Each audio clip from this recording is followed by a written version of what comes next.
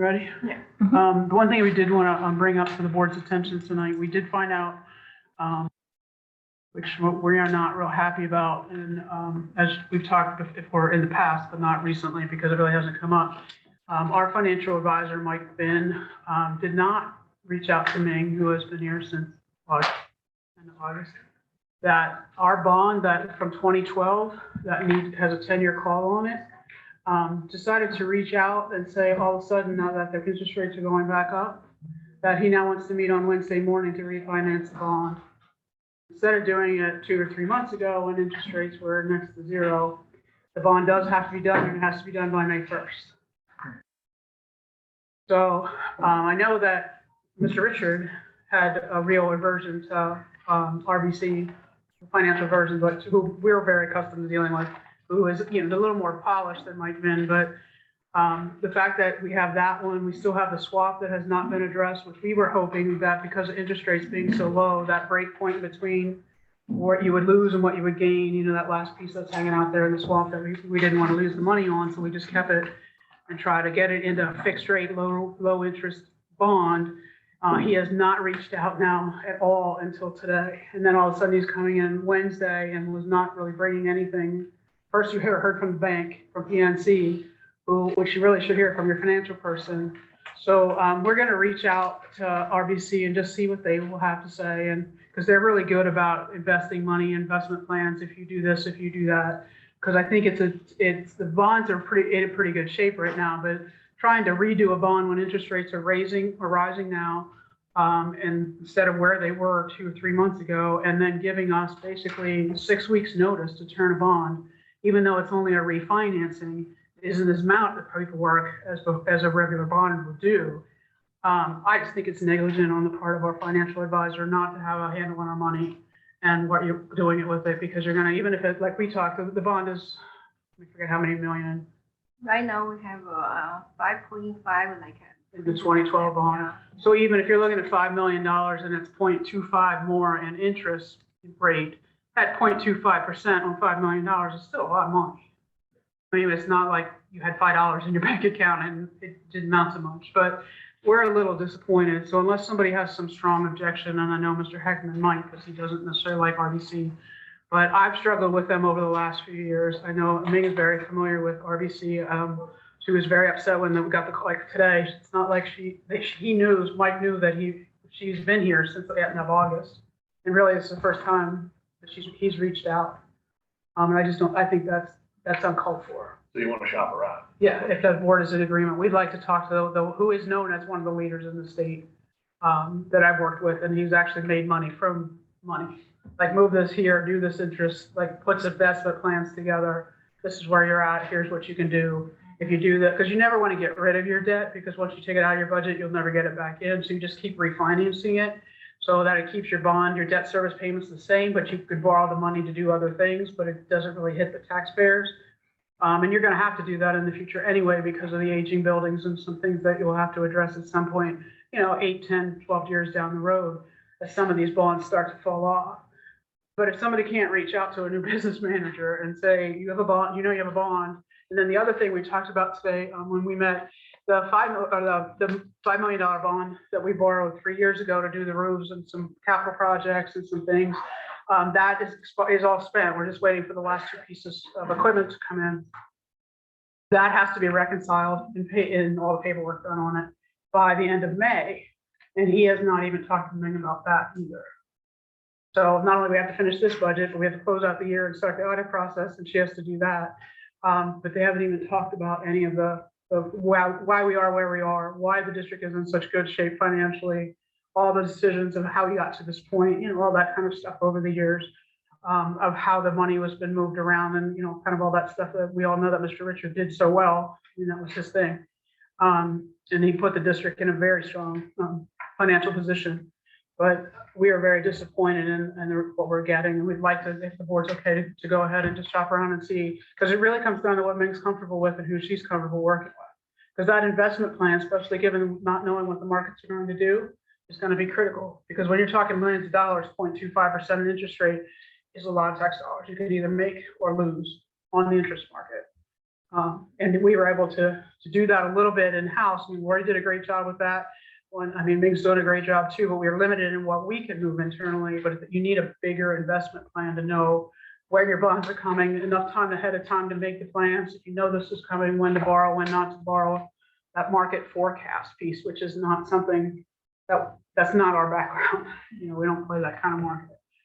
So if the board's okay with that, that kind of came up this afternoon. So I just wanted to bring it up. Yeah, do what you got to do, save us money, and then keep us posted where you're at. Yeah, we might have to have another finance meeting, just a short one to go over here are your options before the 20th. If I can, because I don't know if we'll get it done before the committee meeting, just so that this is what there's, we're gonna have to turn it quickly. But other thing I wanted to look at, we do have a couple more building projects, like there's some air handler things that we could, if we, with the debt service, if we can refinance and low interest rates, keep things the same. Debt service payments would be able to maybe borrow another 500, 750 to finish the air handlers in the middle school and the elementary without hitting the reserves. It really saves taxpayer money because all you're doing is pushing it out a year, but you're not paying the cash up front. So if we were talking about that, but as of the meeting's Wednesday morning, and he didn't even have a plan to us yet as to what it is. Who were you thinking of going with? You have a short list of. The big one that most districts use is RBC. Oh, Dane Rauscher. Yeah, that's the big. That's the so state that one. is the most popular one. That is one of the like top two in the state. I don't know if you know of any others that you want to And talk the to. PMA. PMA, yeah. I Mhm. forgot about them. So I'll put, that's kind of her, ballpark more so than mine. But if you're okay with that, we'd like to shop a little bit. Absolutely. Okay, thank you. All right, now to the agenda pieces for tonight. Number one on the agenda is the financial software, which is CSIU, which is all the rates for software applications for 22, 23. And everything is listed at 19,513, about $200 increase for next year. Committee good with that? Yeah, Yeah.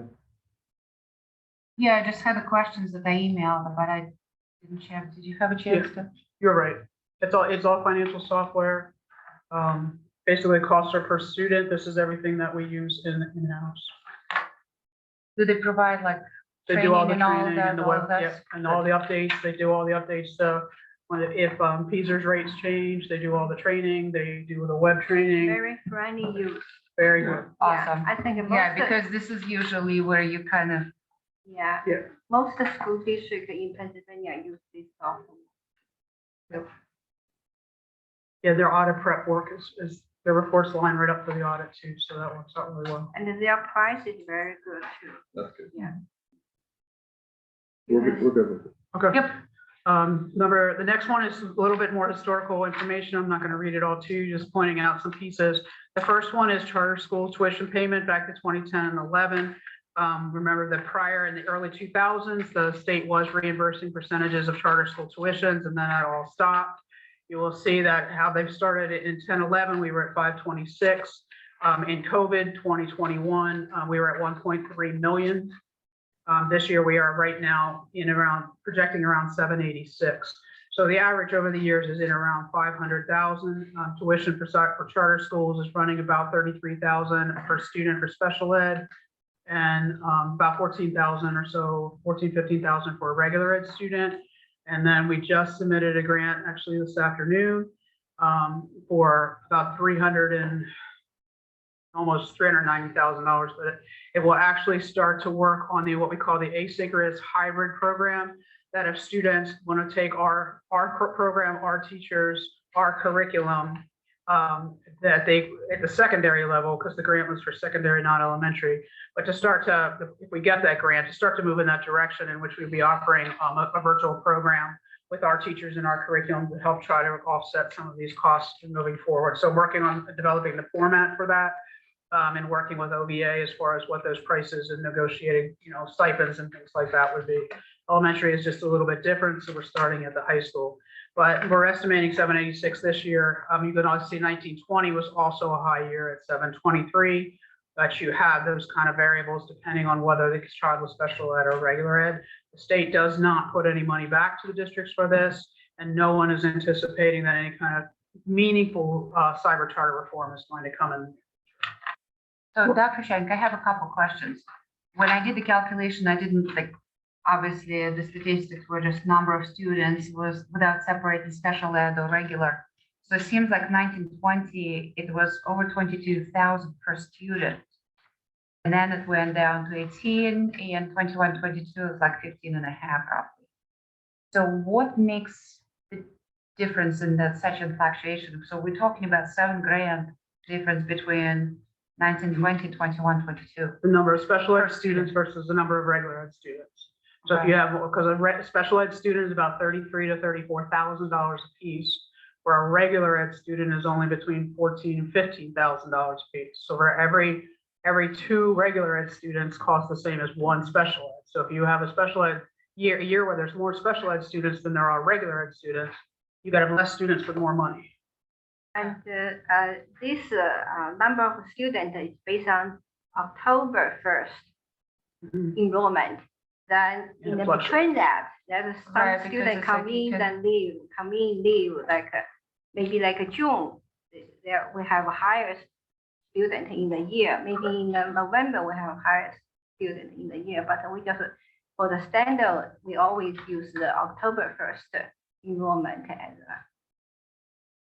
And maybe in the future, when we put the charts for school students, have like them separated for regular versus special ed. It's not going to make a difference when your calculations aren't going to work that way, because what will happen is you can have a student go into cyber school for a month or 2, and then they go back to regular ed, and then they'll go back to special ed. So they will still be counted in these numbers, but the tuition will So only be for the 2 months. it's just going to move too much work. Got it. It would be, but what I'm trying to say is that for those 2 months, you will not have, they're not in there for the full year. So you can't take that and do a straight division. You would have to calculate that child, that Right. number No, I understand. 51.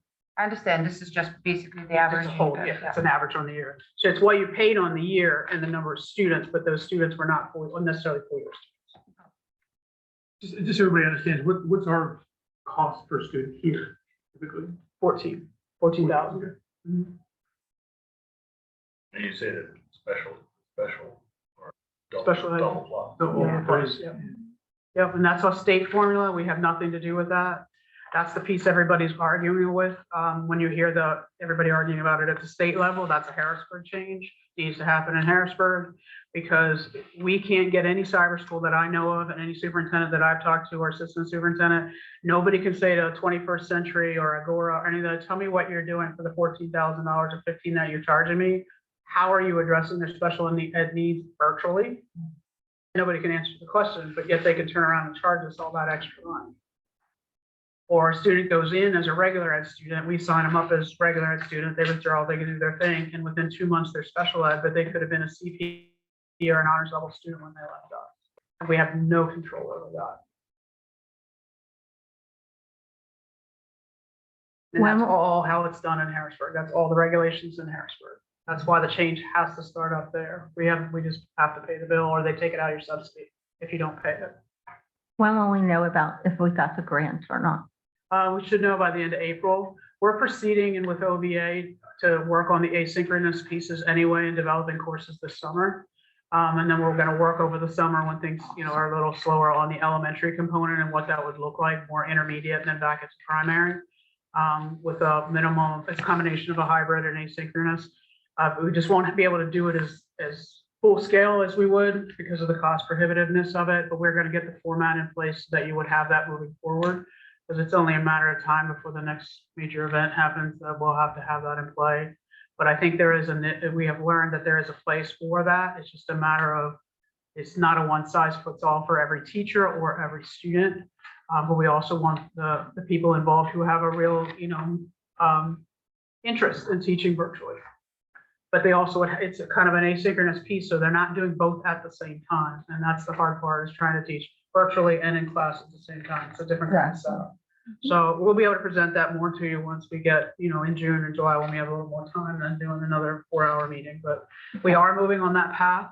We did hear what the people were saying, and we've been working on it. It's just, we tried the funding piece is the hard part, trying to find that outside of your tax revenue. And that's why we're going after the major grant for it that was just released. And We do have a lot of community support, foundation support, business support.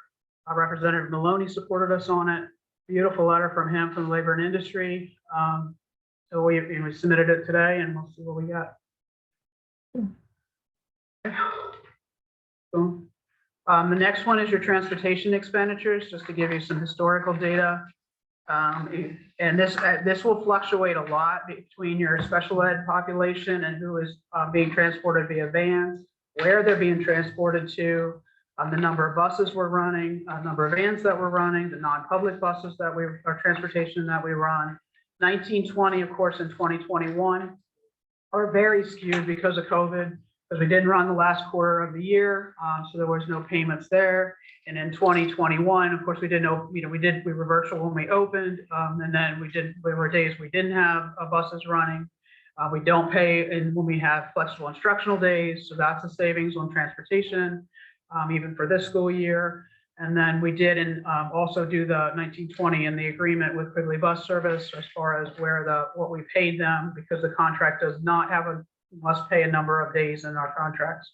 And then the new RFP that's going out, we also do not have that in it as well. So you only pay for the days in which we run. So like on Friday when secondary is in session and elementary was not, you only pay for the secondary, we don't pay for elementary. So there is some savings, things will get skewed over time. But this kind of gives you an idea over time as to what you've spent for your field trips or out of district or your fuel costs, which the district does provide. We do get that on the bid from the IU, non-public and public transportation. Some of the real swings that you'll see in numbers has to do with how people coded it at the time. But that's why it might look big in one area in 1 year and then smaller in the next, but it's just that's coding and trying to clean up some of the coding over the years in the finance side of the house. But at the bottom line, total expenses usually will run for between 1.5 and 1.7 on an annual year. Hogan, is there another transportation? Hogan had its own transportation to one of our special needs schools. I just don't see it budgeted for this year. No, we're currently not using them. They do not run because of COVID, so they're not transporting their own students. We transport our Hogan students.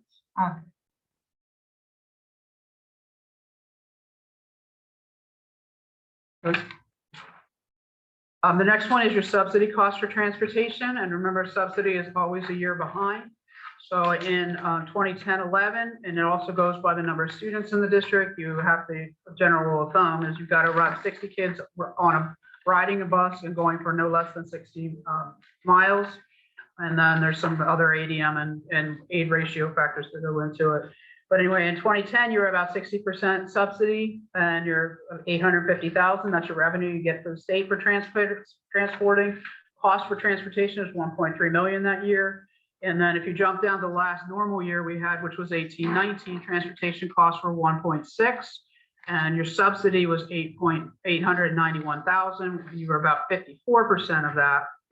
The state controls the subsidy percentages. There's not usually a lot of increases in that. You'll see that in the governor's budget that he was proposing to add a little bit to subsidy. I don't think that's going to hold either. But to keep in mind that a lot of your van transportation that is going to out of district placements for special education students has a very low subsidy percentage back because it's one student, one aid on a van, and those runs usually run you between 40 and 50,000 for the entire school year and ESY. So if you can stay in that high 50s, low 60%, that's kind of the given in public school.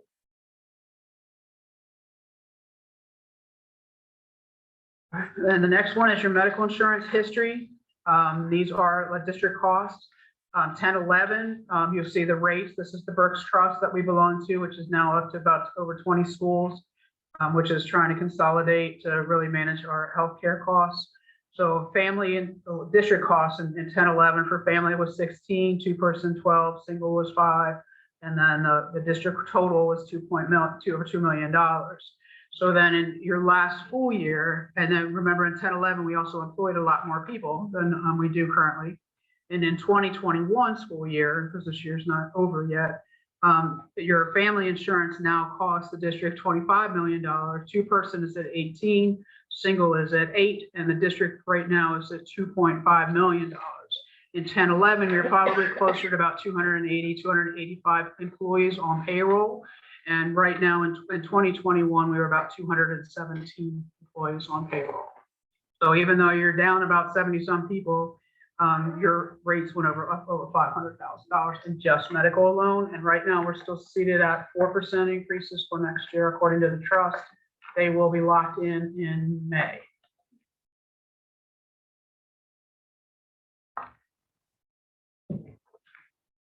Okay. Last page of good news for the night. In the history is 1011. This is your special education costs. This is not salary benefits. This is what it costs to run our student services program. That's everything from, we've talked about trauma, we've talked about out of district, we've talked about students with autism, emotional disabilities, intellectual disabilities, all those sport programs, everything that goes into it. In 1011, we were running about $3.1 million. And then due to over the years, an increase in not only behavior, the number of students with autism, students with severe intellectual disabilities, students with severe emotional disabilities, and students with serious mental health has increased dramatically. That you've gone from 3 million in 1011 to over 5.1 million in 2021 school year. So you're looking at, that's another one of those uncontrollable costs. And if you look at the revenue increases that come from the federal to the state, which we call pass-through money, but your changes over that are probably less than 1.5% per year in additional revenue to offset a $2 million increase, which is an uncontrolled increase because these students are all governed by IDA, which is a federal law that says if the student needs it, we have to provide it. So if the student needs a nurse in school, we have to hire one and provide it. If the school needs a psychiatrist, we have to provide it. If they say we have to have a psychologist and counseling, we have to provide it. If they need hearing, vision, speech, physical therapy, occupational therapy, any of that things in the educational environment, we have to provide it. So that kind of gives you an idea of another uncontrolled cost. This is one of the big ones, like we talked at the last meeting with retirement. This is the two, retirement and special ed, I think of two, in healthcare are your three biggest budget drivers that you have no control over, which has to start in Harrisburg. And this one in special ed is federal and it's in Washington. And there's been no movement increasing funding in special education. So I think we got maybe $60,000 for next year in additional revenue. And I think our expenses are probably up over to $300,000 easy in student services for next year, just on student fees. So this is rising faster than your revenue sources are rising. And the mental health that's coming, we haven't seen anything like what's coming. And it's not just due to COVID. Okay. Right. Next one, and number 3 is the review of the 22-23 budget. Really, the numbers are what they are. They have not changed a lot. We've been like moving some stuff around, but really there has been no movement on the governor's budget. There's really been no movement on local sources are all the same. We do have our first, which you'll see in the April meeting, we do have our first tuition student for engineering, which is great. That program is getting recognized within the county as well. Did the retirement, we did that, we did the medical we just talked about. You'll see that we're looking at the vocational educational, which is our STEM and our ag money that we get for running those two programs. That will be up again. That's up to 70. That may adjust a little bit more the closer we get to May. There was a slight increase in buildings and grounds. Just because everything is because of gas and surcharges. Other than that, everything was pretty much the way it is. Your overall deficit setting right now is $1,075,866. Pretty close to where it was last week.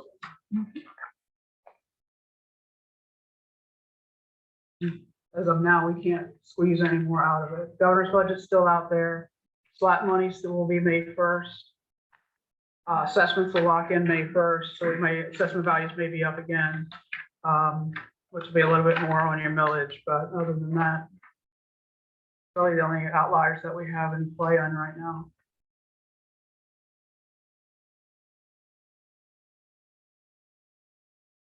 Okay. Right. And then the big purpose for tonight's meeting is your discussion and decisions for what you want to do with 22-23 positions. The coming out of last meetings was the assistant superintendent position and secretary position, the director of HR and PR, and then the high school, which is library media specialist, which I did do kind of a position description for you because it's really not just library. And I know Mrs. Osterley is here tonight, wants to speak to that alone. I do have your paper is in the two-sided for you. The bio teacher, we are advertising the ones that are locked in. So on the sheet I have, if you did full everything, what that would look like, half was, because we talked, Mr. Hickman had brought up about assistant superintendent and secretary for half a year. And then the other option that if I have it correctly, was that that position would hold until July 1 of 23. So those areas are there for you. So on that sheet, everything is listed. So the high school bio teacher is underway now. The assistant superintendent, secretary, and their operating budget. It's full, half, zero. The retirement of the high school library para, which we have covered.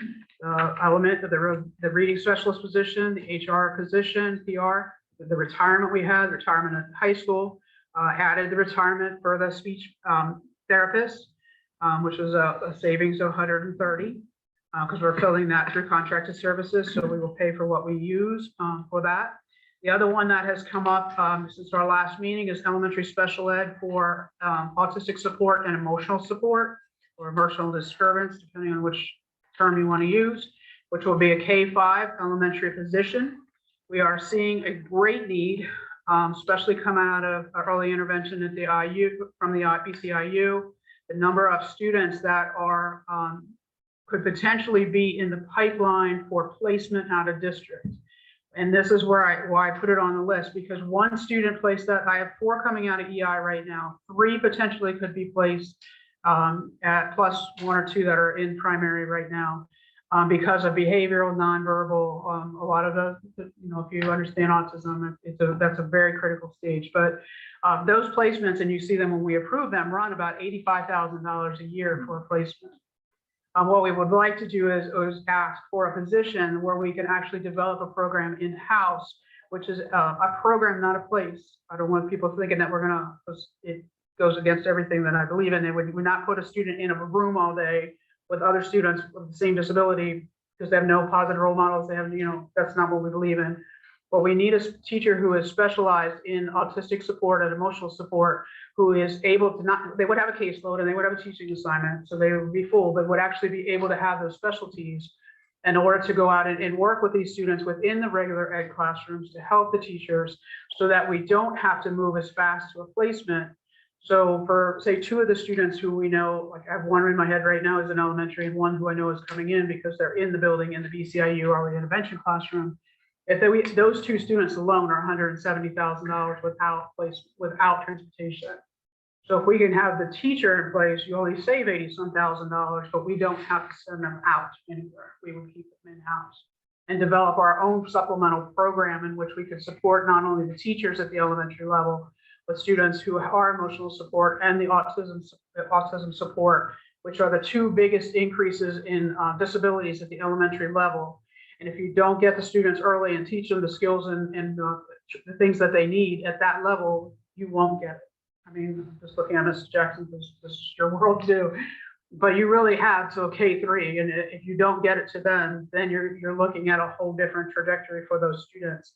We've been fortunate up to this point that a lot of our students with autism and emotional disturbances have all been high functioning.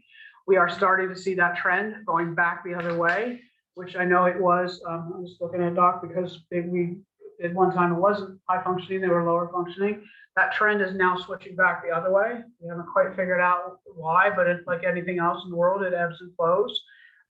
That even though it's an $82,000 expense, at the same time, that 82 could be offset by one student staying home in their home district and not going out, but how many other students that we can serve in that position. So that's where that came from, as we're really looking at class sizes and need for next year in that elementary K-5 building, and then talking with the teachers down there. And that's the piece that they're seeing the most is the behavior piece and the students with autism who are not your more high intellectual students. So that piece, and then the high school library, I did write it out for you so you get a little better idea of it, but it's not a position where they stand at a desk and hand out books. If 3 years ago, 2019, some of you remember Elsa Gundrum, who retired, who did transition, which is what is known as Indicator 13 in the special ed world. And she also ran our gifted program and did a really nice job with that. Due to budget cuts at that time, we tried to not fill those 2 positions and give those positions out to other people in the building. I can tell you, honestly, it is not working. Our gifted students are not getting served the way they should because you can't really do it on 2 periods a day. And then the transition program is falling to Barb Hughes, who is a phenomenal teacher. She's also your English as a second language teacher. But the number of our ESL students that we have in the district and their need is higher than I think it's ever been. And our primary second language is not Spanish. It's actually from Vietnamese, Korean, and Thailand, I think she said. It's a language it was one of the languages I never even heard of, which was kind of unusual. So her day is very stretched too, because she does K-12. And this position, the high school library position, which we've cut back in 2011, I think so. It has not been filled. Dave Hoffman has done it while trying to teach full-time social studies. Kim Mummert's done a phenomenal job just kind of managing the library. So this position would actually be a combination of gifted, we'll take the gifted program and really start to develop that, would also oversee the library, but also be able to embed the writing center, a tutoring center, and then we don't use the library for study halls anymore like it used to be. It is now our learning center. So students who need assistance, need to take tests, all those other pieces are done here. And that would free up our special ed teachers and some of our English teachers to be able to go back into their classrooms and co-teach or actually drop some of our English numbers, especially in the English 1s and 2s, back down again. And allow that person to really develop that. And then the other piece that's coming, because guidance is spending so much time doing Act 1 or doing so much time on mental health anymore, and the needs of kids who are really struggling, is the Act 158, which is the graduation pathways, which our juniors and freshmen, sophomore, and juniors must meet one of these pathways in order to graduate. So if they aren't proficient on the Keystone, they either have to have tried the Keystone and do a full-time internship, or the Keystones and the NOCTI, or the NOCTI and or the SATs or the ACTs, and the tracking pieces from the data side we have. But we really don't have is somebody to do the community outreach, the business partnerships, which some of it comes from gifted, to have the time to make the phone calls, to be able to help the kids make the connections, to do the business partnerships, to do some of those other pieces. And that naturally falls with some of the gifted pieces because Mrs. Gundrum had done that so well in the past. And we kind of lost that. And in the long range side of your sheet, which is the left-hand side, that was a position that we had projected for the next 2 or 3 years that we've talked about as career transition, intern, and gifted. And if this is something the board would entertain, is something that might buy you 2 or 3 years in order to see what the state does, because as we all know, that have been around a while, knows that every time the governor changes, the Secretary of Ed changes, and the whole path in education changes.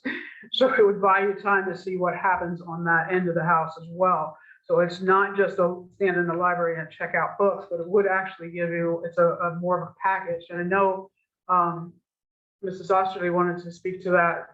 If you want to come up to the mic, because you have some personal experiences, and I thought it would be best if you heard it from her, from a parent, because you've kind of been through the good, the ones who graduated, and she's a senior now, right? I have one who graduated in 2019. I have one who's currently a senior, and my youngest is in 7th grade and shares classes with some of your kids. So I've seen it all. All 3 of my kids have IEPs for various reasons. I've had 2 in the gifted program and 2 who are in special education. So there's one who's dual there. As Dr. Shank said, I'm Cindy Osterley. I live in Ruskin Township. And I think because of what I've been through, I've had one child in each building at the same time. I kind of have a unique perspective. And when I saw talk last month about not fulfilling the library position here, it really broke my heart. This is a resource that needs to be brought into the 21st century. I don't know how many of you have been to the elementary library, but the marked difference that you see in the resources and things that the kids are doing there, and then you come to this room and it's a meeting space with books. We can do better for our kids. My son, as I said, graduated in 2019, and he, in the gifted program, had the wonderful support of Miss Gundrum. I can't say enough about how wonderful she was in prepping them for the SAT, helping them with essay prep, helping them with researching colleges and figuring out how to navigate a lot, because it was my first time going through it, and that was really scary. She was a wonderful support for that. And now my daughter, who's a senior, got none of that. I had to reach out to a friend of mine who is a teacher out in Berwick, and she helped her with all the essay prep and navigating the application process and helping her figure out what are her target schools, what are her reach schools, what are her safety schools. These kids need to know that. It's become so much more competitive. Just the difference between my son and my daughter going through that process, it's incredible how much more competitive it's become just in those few years. Schools are going SAT optional, which means they don't have that score anymore. They need to rely on the essay. They need to rely on their extracurriculars, and they have to write resumes now for college applications. Most of your colleges are expecting that now. They need someone at the school helping them navigate that. The guidance office is a place to start, but this room is a place where they need to have access to the electronics to research that, someone who can help them navigate through that and explain what it takes. The SATs are going to go away. I don't know if you realize this, but in California, the state schools, they got rid of the SAT. They're not using it anymore. And that's a big deal. A lot of older schools are going to follow suit. It's been optional for the last 2 years because of COVID. But what the schools are seeing, they're learning that we don't need that score necessarily. But the other side of that, colleges are getting record numbers of applications because all these kids that don't do well on standardized tests, all of a sudden, they've got a shot that they might not have had 3-4 years ago. We need someone at this school who's helping our kids navigate through that. I can't stress enough how important that is, that we support our kids in giving them the best resources and the best start to life possible. Our job as parents and educators is to give them the wings and the resources to let them fly. I just beseech you to really think about this. And I know I wrote that letter a few weeks ago, and I really hope you took a lot of that to heart. The other thing I wanted to mention, I know there's been a lot of talk about the censorship of books and the concerns about that. You have a professional in here, can help navigate that, can help guide the teachers through that, can help talk to parents who have concerns about books. You have a person who's here, their job is to curate books and information. You've got a resource for that. Trying to think what else I wanted to say. I'm sorry, I'm nervous. But essentially, we just need a person here who can curate information, help our kids navigate. It's an electronic world. Our kids are very electronic savvy, but they have access to information. When I grew up as a kid, something happened on the other side of the world. We learned about it maybe a couple days later. Our kids are getting that information within minutes. We need help helping them navigate through those things and how to look for the right sources and understand where to look and what to trust and how to use that information wisely. It's a lot. They have a lot coming at them very quickly all the time. And I know that at least 1 or 2 of you, or maybe all of you, are thinking that it's going to be hard to do this and hard to find the right person. But if we're teaching them that we don't do things because they're hard, what kind of message are we sending our kids? And that's all I really want to say. Thank you for giving me the time. Thank you. Thank you. And to follow up on Mrs. Ostrey, like guidance is doing a phenomenal job with the kids in the middle, but our kids that are going, or which we were talking about, there was, and I know you remember too, because we had, when you were principal, there was a time when our kids struggled to get into top universities. And now our kids are in there, but they need now, because our academics are so good and we're known as an academic powerhouse now we need to make sure that they have someone to make that call, to help them with that essay, to get into the MITs, to get into the Princetons, to get into the Carnegie Mellons. I mean, I just found out today, some of you, I was so excited because some of you may remember Jackson Smith from last year, good soccer player, just all around wonderful young man, graduating Temple honors in 3 years and going to medical school. But he didn't even get into Temple in the honors program out of the gates. He had to get somebody to help him do a video because the scores weren't good enough. But then they accepted him, and now he's on the dean's list every year, graduating early. going to be an orthopedic foot surgeon, something I didn't follow, it was over my head. But, you know, just so proud of the fact that he, from a small school, competing at that university, I think he's going to maybe to Jefferson and medical or interns at Rotham, you know, orthopedic, like, that's where you want them. Like, and our top kids are the ones who need that extra help because they're nothing wrong with state schools or local schools, but how do we get them to the next step? And that's one thing that Mrs. Gundrum had done so well, and we're missing that component. We do have people that are actually, if this is something you want to do, that we will reach out to, that we think will actually do this. I did at some of the equipment pieces that the elementary and the middle school in development too. I mean, they're getting there. COVID kind of messed this up, but I did get a nice grant to help deal with the equipment, the furniture, to be able to showcase some like the 3D printers and some of the things that our Career Academy kids are doing, so that you'll have all of that, since this is such a public space now.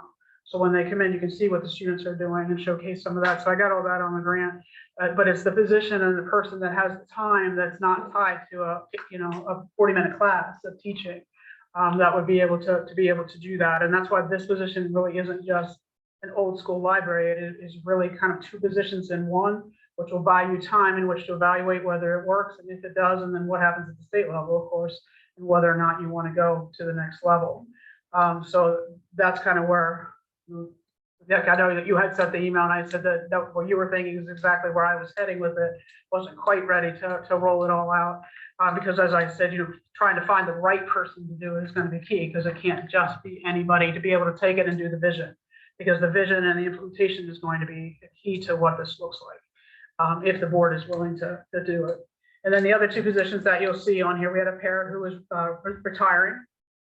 So we're really happy for her, and we won't need to replace that. It was on our payroll. And then there'll be another pair who will be leaving at the end of the year. So those savings are on your list as well.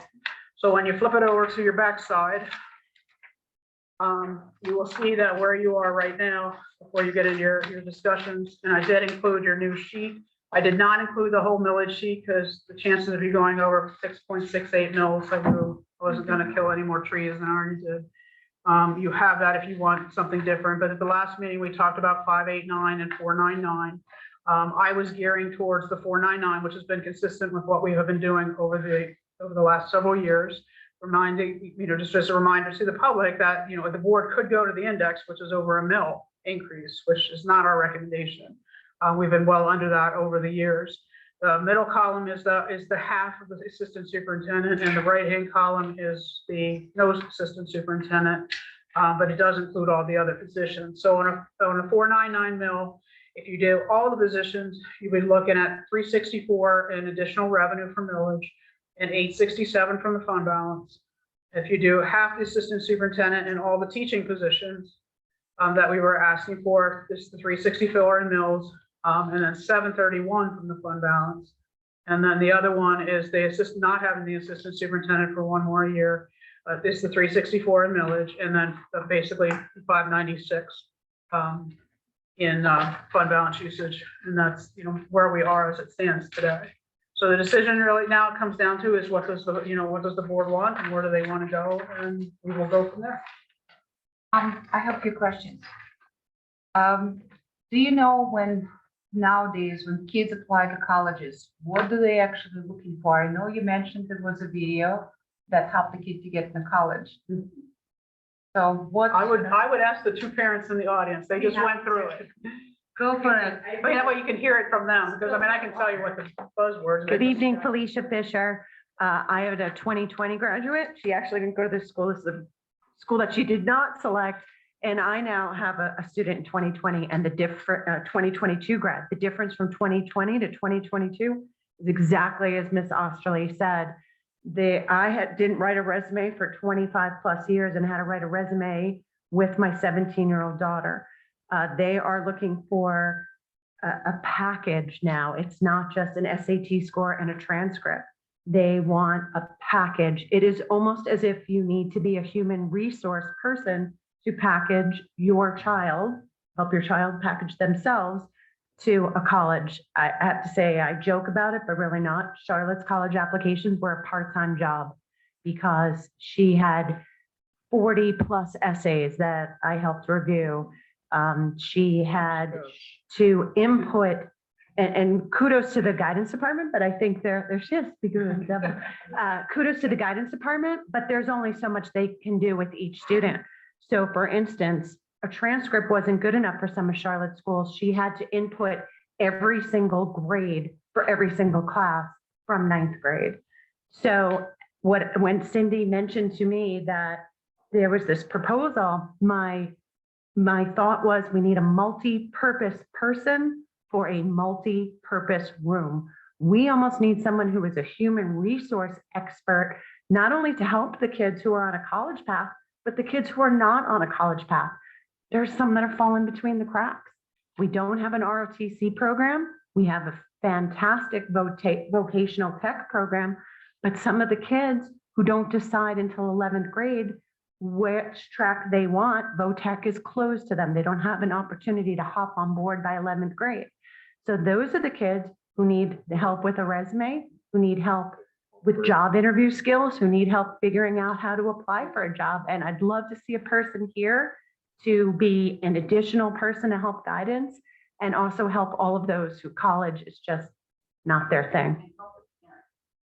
And help the parents. I am happy to report I have helped a handful of parents because they knew that Charlotte's my second go at this. So parents that I know who are at their first go reached out to me for suggestions, where to apply, what to look for schools. And I was happy to do it. Again, kudos to guidance, but they have a lot of kids and a lot of other issues that they're dealing with on a daily basis. It would be amazing if a kid could come here during links and sit down with a person and say, can you help me make a list of colleges? Here's what I'm looking for. Now, I know that's niche.com, actually, which I learned about niche through Cindy 2 years ago. I had not known about niche. It's a fantastic free resource. I'd love for kids to be able to come to this room and just get extra help no matter what their future path holds. Thank you. Thank you. Based on that, because I'm looking at this position, I'm like, well, who are you going to find to fill that? So what are you looking for qualifications for that position? Library cert, because of CSPGs, but also has a strong teaching background, preferably in humanities, ELA or social studies. Is it a common position that's out there? Mhm. Or are we making something up here? Well, I was something up that fits us, you know that. But no, it is the new trend is the fact that high school libraries are not high school libraries of the past. It is cutting edge. It's not something that you'll see a lot of in Pennsylvania right now. It is more urban just because of the resources and trying to balance it all.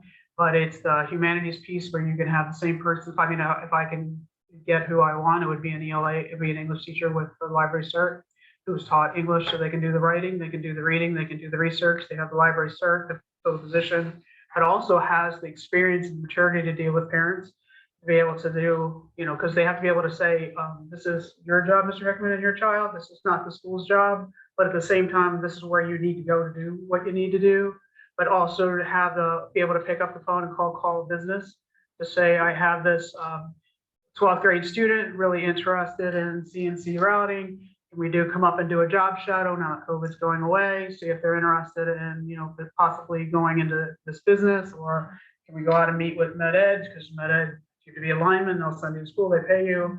Like to help make those calls to get with CareerWorks, BBEC, some of those other agencies that has that strength as a professional because they've been in the field to be able to have that initiative and not like no offense, but not a rookie who hasn't know who they are or have the ability to make those connections, but also has the ability with the staff to be able to say, we're going to bring in these speakers and I need you to send them, you know, people down to have a guest speaker come in and talk about criminal justice or have somebody come in, sort of like we do with colleges. They come in and recruit.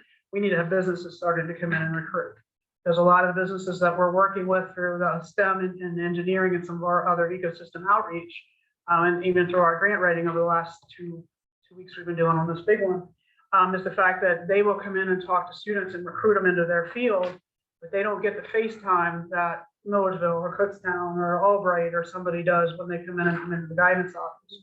There isn't that like come in if you want to learn about this business or East Penn or wherever.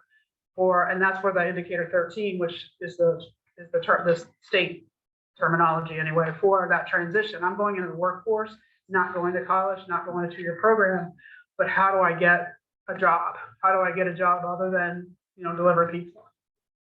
So I have a career goal and not just a part-time high school job. And how do I get from part A to point B? And how does that happen? And how does it work with transportation when we don't have local bus service and those kind of pieces? There's cool people that need this. Yes. Yeah, so I- go ahead. the ELA would help with the tutoring aspect and the writing aspect of it. What about the gifted aspect? Gifted is anybody who has a teaching cert can do gifted.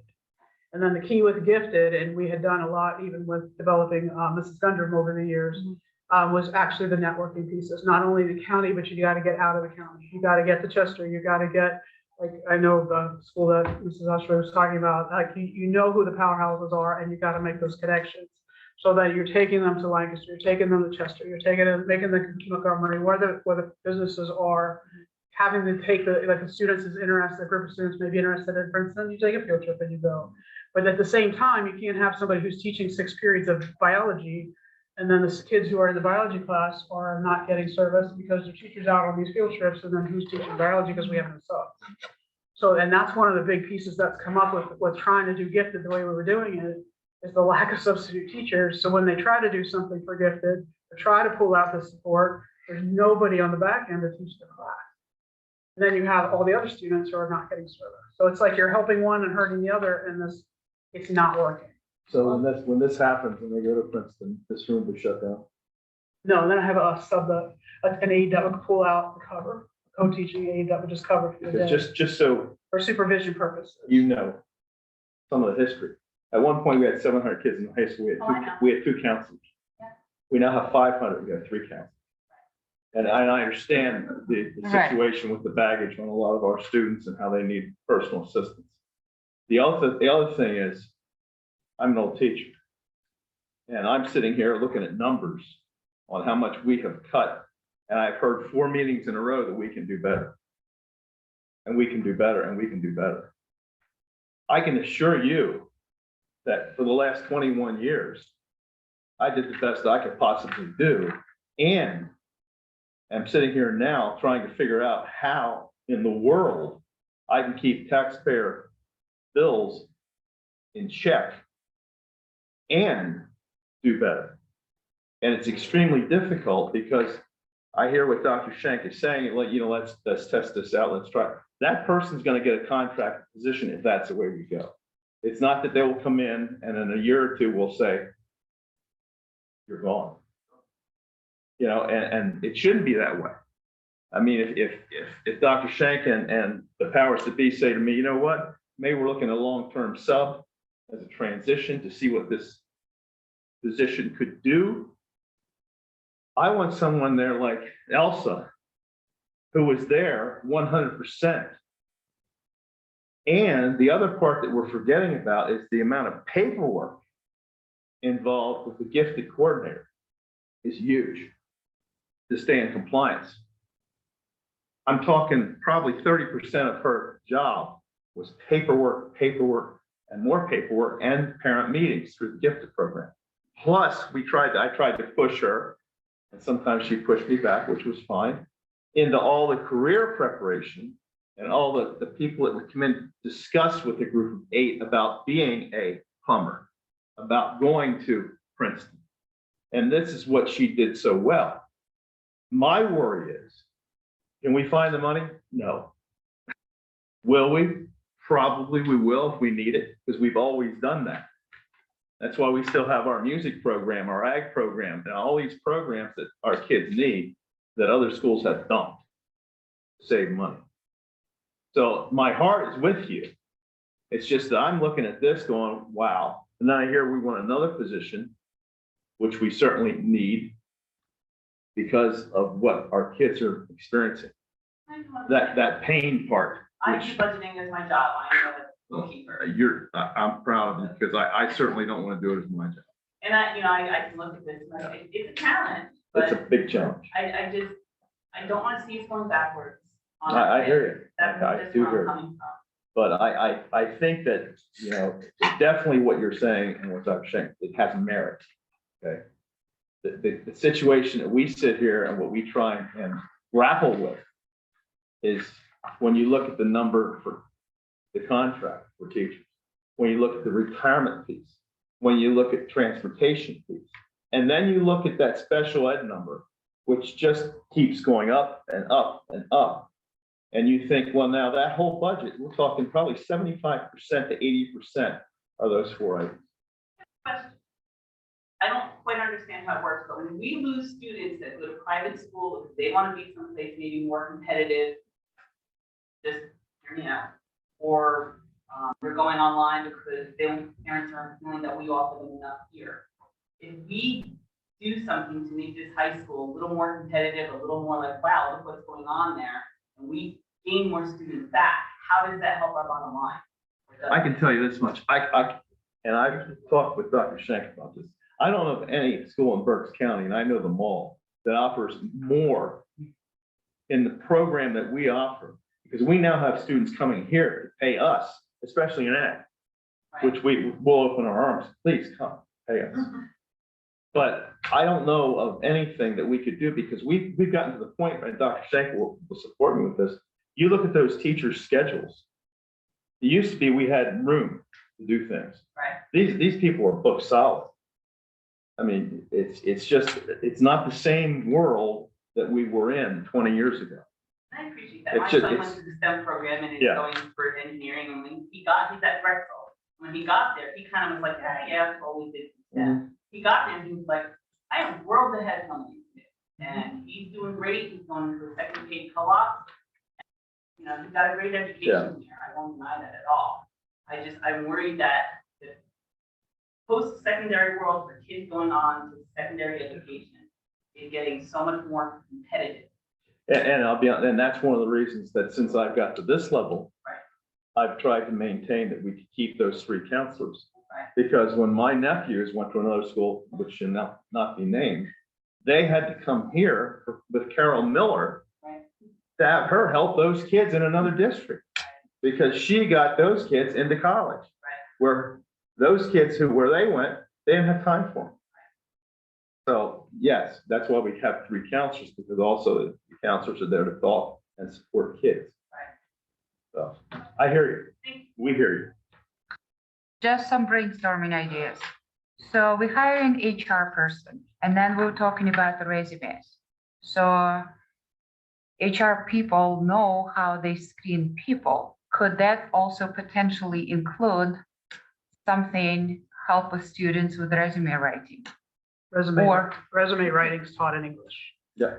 I understand, but also you're talking about hiring an extra person, and if we're gonna hire also HR person, can we expand on the duties that it's just a brainstorming idea, so just kind of, just something to think out of the box. Teaching. The HR person is a teacher.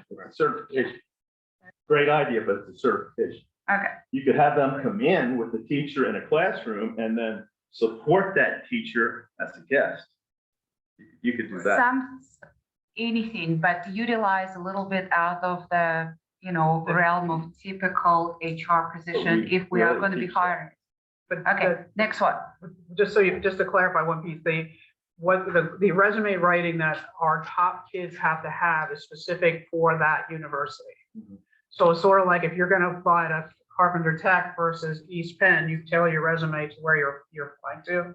That's what they need. That's not taught in English. That's what the HR can't do that. That would be done by this person who would have the relationship with the university as an educator. Yeah, that was actually for curriculum, to see if we need to look at the curriculum and expand it a little bit as far as, teaching the kids how to write those resumes, how to write in something that's, buzzwords, whatever you want to use, whatever you want to call it, but something that will be maybe part of the curriculum in English comp, ELA, whatever, since one of the description you said was ELA. So embedded into the curriculum in a high school to help it along. We did that last week. I mean, I would think a resume for college is gonna look a lot different. than a position out of. Yeah, but good resume still stands out, no matter how If it they're is. going to college, I think it's gonna look for something different. That's why they start teaching resumes in our curriculum in ninth grade. And then depending on the level of English that you're in, it will very different if you end up in English 4 honors or AP lit than it will if you end up in applications English. Because you're gearing it for business, you're gearing it for vocational technical career technical school, or you're gearing it for what where you're post-secondary school. But that was all vetted in English rewrites at the secondary level last year, and middle school's in rewrite right now, starting resume writing in 6th grade. I have a question on the special. ed. Did I hear you right? We're paying 170 now, For 2 kids will cost you $170,000. and if we had the special ed teacher, it was 82.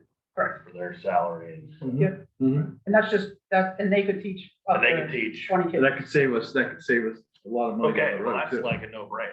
Well- I wanted to make sure I heard you. You heard correctly. My question on that is, if the student would need to be in this program, since we're offering that here, does the parent still have a choice to send them out?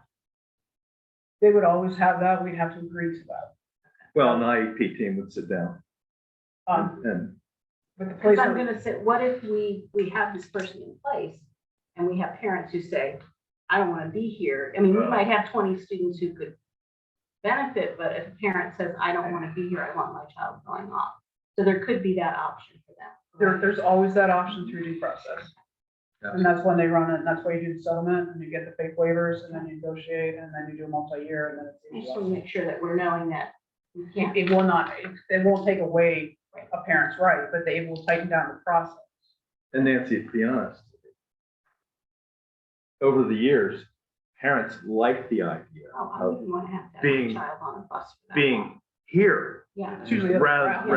rather than, Yeah. going. And getting the And help they sometimes need. those kids did not benefit at all by being on a transport for a long period of time. Because then you're looking at possibly an aid too on that transport. Now, will we need an aide for that classroom? We have them.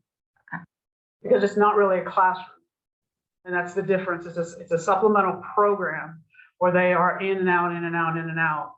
That's focus is not putting like a learning support classroom that also has low functioning autism or emotional in. It's a specialized, when I need to pull, I pull, and when I'm out, I'm out. With we kind of use the rule that hopefully by March or April, the individual is like got themselves out of a job because every student has been, got what they needed and are mainstreamed all day and in a support role. But it's really some of those kids who struggle with no background in accredited preschool, numbers, letters, lower functioning, and the number of students that we have with behavior and autism in that K-3 realm at the elementary is where our greatest needs are. And if you can't get what they are not word or number and letter or word literate by 3rd grade, you are in serious trouble with the student to remediate. Yeah, unfortunately. Okay, so paying 170 for 2 kids now, 3 kids would obviously be over 200. If they average about, depending on So- skills, they're average about 85,000 So a year. what is the minimum? It's just 1? Oh, Go down to 1 to 0? Never 0. There's always at least 1. There's always at least one. Yeah, Probably, I can't remember So either. 82 and 87, The numbers are. let's do the math here. I mean, I understand, I'm not trying to just, but it's like, that if looks we're like, always paying 170, probably minimum, am I looking at that wrong? no, like when we put a year, probably 4 or 5 years ago now, when we put the trauma-informed classrooms in the elementary, we saved over $300,000 in the first year alone by paying 200, we paid 250, and on top of paying that, we saved 300. Then we put one in the middle school and actually are saving annually between 300,000 and 400,000. So in doing the initial cost estimates and, not knowing who's going to walk in the door, what the needs are, we just know what we're seeing in the trends. In those 2 categories, AS and ES, and what's happening at the elementary and the impact even on, say it this way, but on the general population, when you have a student who is in a primary classroom and is continually disruptive and beyond it's not their control, it's just Right. their disability. The impact on the other 20 kids in that room is also a problem, that we don't have enough bodies to be able to support that student and the others at the same time, be able to pull out and push in on a regular basis without, because what we're doing now is pulling a special ed teacher out to work with a small group of students, but the students that they're supposed to be servicing in ELA and English math in that most critical K2 arena are not getting seen by their teacher because they're spending all their time with this group. And then we know that we have more coming between what's already enrolling for move-ins for next year because of the turnover in housing, and you can see that all over the district. And what we know we have coming in out of EI, early intervention, who are already, which is a program for students who are already developmentally delayed, which is housed in our building for a reason from the VCIU, that we have eyes on them out of the gates because we started that partnership years ago. We are very concerned that we don't have the supports. We just had all those IEP meetings and transmission meetings have all kind of happened over the last month, that we don't, but we're going to end up spending more money putting kids out than we will in. And then once you do that, you also lose the relationship with the parent because it looks like you don't want my child anymore. You're making them go somewhere else and they're 6 or they're 8. You know, it's not like a high school student who did something stupid and needs to go away. They know what they did. We're talking little people who need skills. They need hygiene. They can't control their, you know, their hyper, their movement, their social skills are not the best because of their disability. It's not choice. It's just who they are. The savings for hiring this position are not baked into the budget yet, because obviously we don't know exactly what it. Correct. But I So can, to your point, I understand what you're saying. Yeah, spending the 85 to save 170 is great, but we don't see those numbers here just yet. We won't see it until next year. no, but I can tell you that what I did not do, but what I did not do is take like, if you give me this position, I can go in and automatically pull out at least one of those placements out of the budget Okay. tomorrow. I did not. Right there, well, Yeah, I did not touch this because I didn't want to adjust this without knowing, without this discussion. So I could go in tomorrow and pull out that one student that I know that this position would automatically take care of and take this and move it out of this one. On the wrong page. This 1766 will be down by 85,000 and offset back to here. So just, you know what I mean, like that. But I didn't want to drop this because if you said, no way, we're not doing this, I'm not touching this. I'll take it off of here before I'll take it off here. Like I didn't take the bio off. We didn't take the bio, the retirement, on those other pieces out of here yet. I mean, That's what we do for next month's year. it sounds to me like the librarian. right, I mean, I understand, we bought that, we bought that. But historically, a librarian, did they really help with what you're saying? No, I want to develop a program that's Exactly. also unique and it's also very, That's gonna free fluid. up your. it'll free up What we special do ed as a teachers. librarian is not with this person. Yeah, no, Yeah, but it'll no. free up your counselors who historically have done that. It'll free up A lot. a little bit of counseling time, but it'll free up the special ed time because they won't be in here trying to monitor the learning center, which put them back into classrooms. There'll be some time, because as Dr. Markley said, that there might have to be 2 adults in here because of special ed and a particular student need or things, but also because of some of the paperwork. I do have a para that's in the building that'll have other assignments, but if this person is out doing something else, I have coverage in the library, sort of like we do now with Ms. Mummer, who does a fantastic job. So when Mr. Hoffman is out teaching social studies, she covers here. So it's a moving domino piece that kind of goes with scheduling.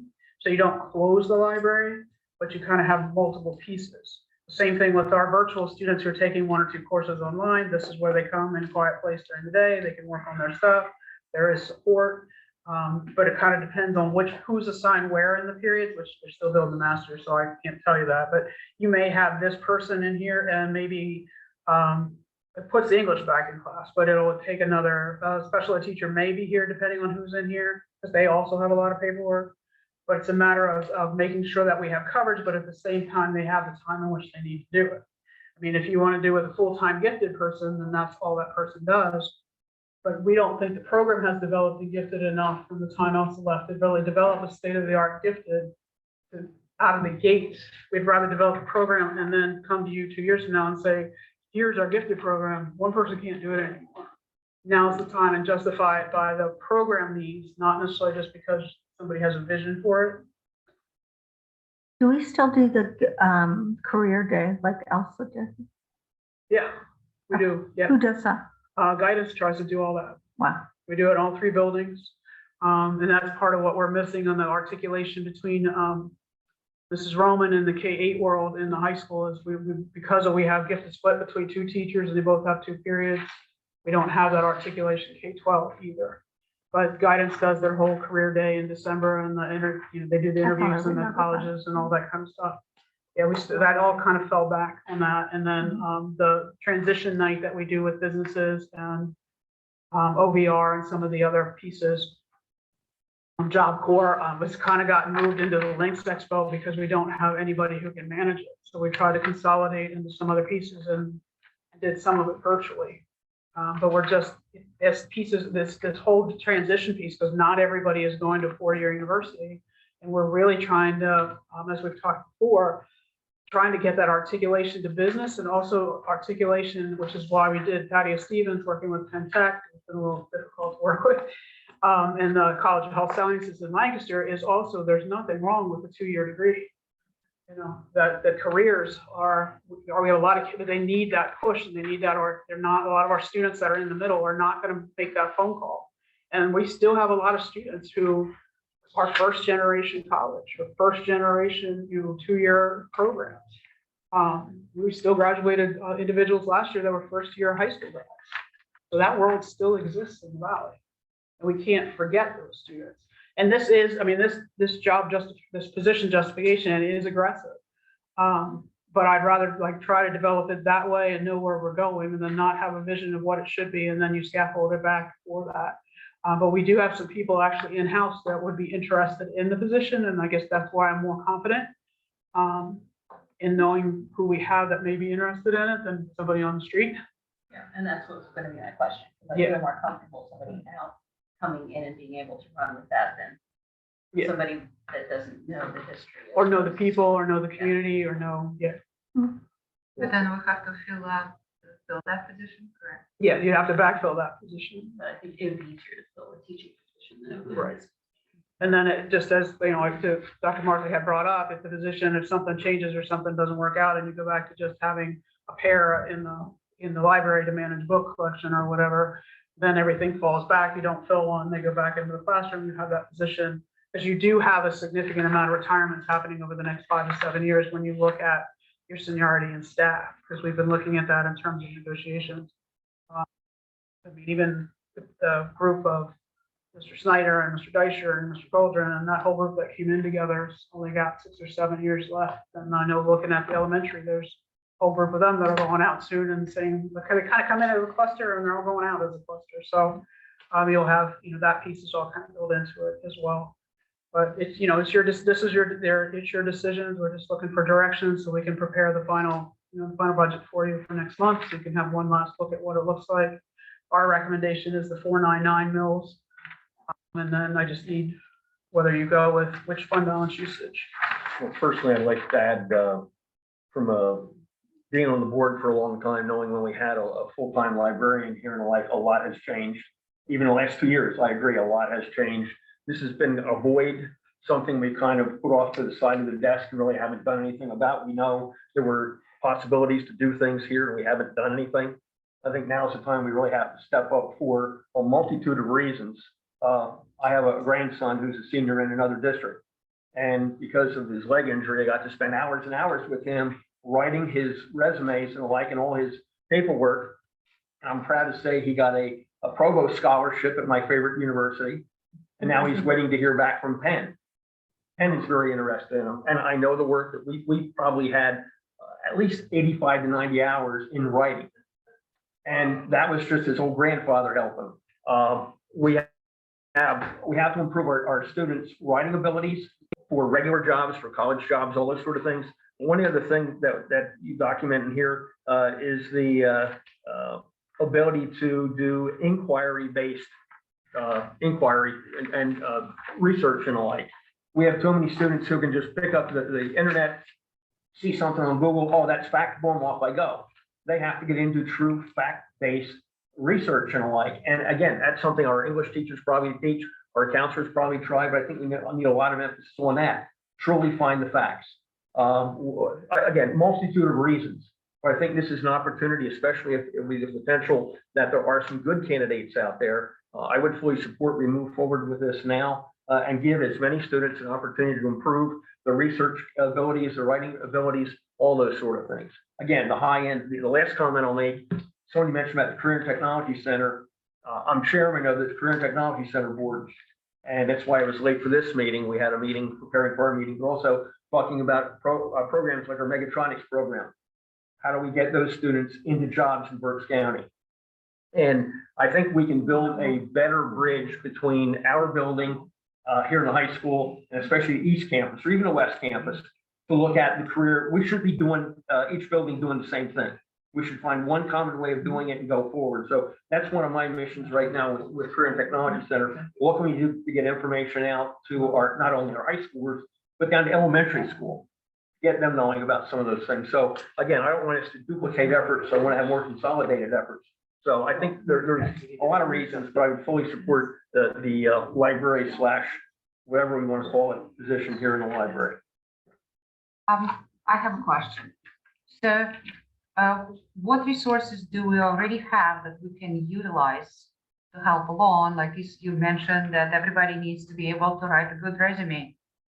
I've been saying this, we definitely need to address it through the curriculum. So, guidance counselors, did I hear it right? We've had 700 students and 2 counselors. Now we have, At one time, we did, yeah. and now we have 503 counselors. That's true, but there's a difference. Big difference. There's a big difference. And I just wanted to point it out to everybody. It's a big difference in support and need. Right. Yeah. We at one time, we had which 2 assistant point- principals and went to 1. At which point the guidance counselors started helping building those resumes for students? Because I understand a lot of them are involved in sports, even their elementary, whatever, middle school, they got some rewards. I've seen there's been, awards like Student of the Month or the play. So do we have guidance counselors actually now putting those things in kids' files? Students do that on their, what's called a brag sheet. I'll just look at Charlotte, who was phenomenal this weekend, by the way, congratulations. Yeah. It's a great job. Do you want to talk about what what you put in your Naviance with all your sheets and your activities and put you on the spot Yeah, and there? how soon do you start with that? I'll let you Like, with- explain it because you just So- lived it. Like at what age? At the end of your junior year, you get a sheet that the guidance office asks you to fill out with activities that you do to then give to teachers to write you a letter of recommendation. But that's not really a resume, in my opinion. I was never taught how to write a resume. My mother helped me write my resume. I do believe that there is a lack of helping with writing essays when it comes to college and writing resumes. But so much has changed from when I was a junior. When I wrote my junior brag sheet, I went to states for Poetry Out Loud. I'm going to states for FBLA. I have so many awards that have changed, but I don't have anywhere to put that down for people to help me to write a resume. I had to do that all on my own. But I think there's many students out there that would greatly benefit by someone being able to sit down with them and go, okay, you've done all these accomplishments. Let's put this into a resume. Would you suggest to start those, you mentioned it was the end of your junior year? Yeah. Should we actually consider it, moving it up even sooner? So the kids start thinking it a little bit ahead and say, oh, by the way, I've done this, I should mention it. At least put it somewhere in a file that not to be forgotten and brought up later. I think that if you did it at the beginning of your junior year, it's really great to start kids thinking then about Like colleges. Yeah, it was like middle school, so move it up. Already. Question. Colleges don't really care what you did at elementary and middle, unless like you're a lifelong athlete from that perspective. Like I know you do equestrianship and that your daughter is involved in all that kind of thing is different. But as far as like school sports and school accomplishments, generally it starts your freshman year, whatever clubs you're in, whatever extracurriculars you've done, being in the play, things like that. Yeah, but I think if you start, at least make kids think about it Absolutely. sooner. So this is like you said, it was just because you were charged with that test.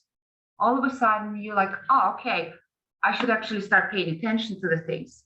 Just even just a simple thing like charging kids with a task of filling out the paperwork when you did it at the end of your junior year, move it up sooner. So they start taking things a little bit more seriously even early on.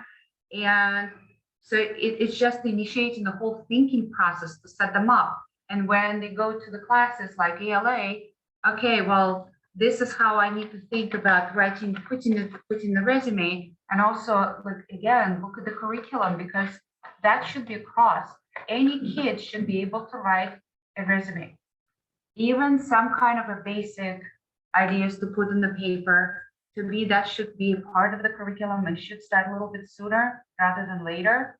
So again, it's setting up the thinking process for the future and putting those, coins in a piggy bank.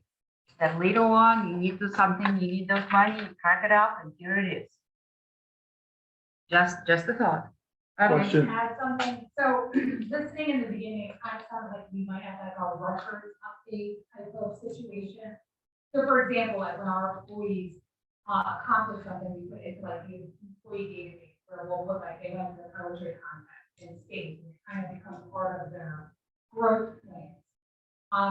With a student transcript, don't we put down everything that they've accomplished, and isn't there a way for them to feed things into this to help them? Okay, I'm ready to build my resume, can you put my transcript? Not on the transcript, it goes into Naviance, and they can start entering stuff in middle school in Naviance. So That's they our, can enter all of it. yeah, there's a section in the, Support during the entire. yeah, we start Naviance in 7th grade, and it's the online career exploration, and you just put it there if you want to. It's all there. It's all there. And then people, and a lot of times the freshmen and sophomores don't, other than your athletes and them in marching band or whatever, they don't have a lot of those opportunities as far as leadership roles. But they don't want to see that you were in every club under the sun. They want to see what your leadership activities were. What did you take a role in? When did you have a lead in desk, which most of that's end of sophomore and junior and senior years. But Naviance is our career exploration, and that is where all your common college applications are. That's where you search for all your colleges. That is our basic warehouse that keeps all of that information for every student starting in middle school. So I think you just said a solution to that. Right now, we have a problem. What we could use is a bunch of kids getting together and coming up with a solution. Give them the opportunity to step into a leadership position, which then can go into the. Why wouldn't we take something back like this and say, how could we help you build your resume better? Get the team together, you guys lead this initiative and come back to us. Instead of us trying to figure it out. And they're brilliant kids. Some of the greatest inventions happen at the age of 14. I think we should tap into that. Actually, in colleges, we used to have like older students helping the younger ones with different things, and just guide them through. Even, like Charlotte, she already knows how to write her resume. And I'm sure she could actually have, help with the little freshmen. Sure she could. But this is an idea. And also, before I forget, we have a video club. I know you also mentioned that there was one student the video helped. In the past, I believe, for football players, people were putting the videos together to help them to get enrolled in the colleges. But we only have it like, very. Excuse me. Thank you guys for coming. Appreciate it. Thank you. Thank you. So a part of the video club could be also help the kids to have just a little bit of videos. Two things. One, you help the child to have a video, and the second one, people who are involved in the club, that could be their potential revenue down the line. That's budget finance. Please avoid the $500,000 for the superintendent. What are we doing? Okay, let's get back to where we were. Dr. That's what I'm. You want to make some decisions here because Well, we're in budget finance. I know that, I've spoken to the positions that I can speak to. Okay, I can't speak to so we're back to the one you have to assistant decide. superintendent and secretary, correct? That one's the board's decision. Okay, so that's where we're at right now. The only thing that I was asked to remind the board is that under 1080 of the school code, the superintendent is supposed to make the recommendation for those positions. because I was informed that I would not be in the process for that or have any input into it. But the school code says that I'm to make the recommendation. And you were informed by personnel, correct? So I just want to put that out there. My pitch is library and special ed, the rest of it is. Well, I'll start with assistant superintendent, secretary. I'll start with assistant superintendent. I'd like to hold on that position. That's just one person. I open it up to you guys. But right now, we have our superintendent. And with another year and 11 months, I just don't think it's prudent right now to move in that direction. It's open to you guys.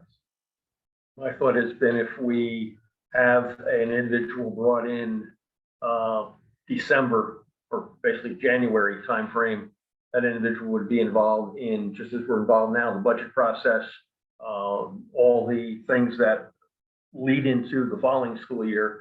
If we bring them in with just 6 months as a superintendent-elect, they're not going to get involved in the other processes that led to what happens in the next school year. So I'm looking at it from a succession planning standpoint. We want to bring somebody in and just say, drop in your superintendent-elect in 6 months, take the reins, or do we want to bring somebody in a full year ahead of time, again, to get involved in the budget process, the scheduling process, the curriculum process, all those sort of things, so they can hit the ground running, in my mind, better when January 1st of 23 rolls along. Do we have to decide this tonight? I'm sorry? Do we have to decide this tonight? We need to finish what we need to do. And that was what was the recommendation at the last meeting, I guess. And based on what Mr. Heckman just said, and I probably shouldn't say this, but then I need clarification on what my role in this process would be if you do the half year, because it was my understanding that I was not to and be training this person, that this person was not to be, the board would be training this person. So I would need clarification. If you choose to do that, we have to have very defined rules. Well, and that's something you need to discuss, because my understanding was that my superintendent would be training this person when the time comes.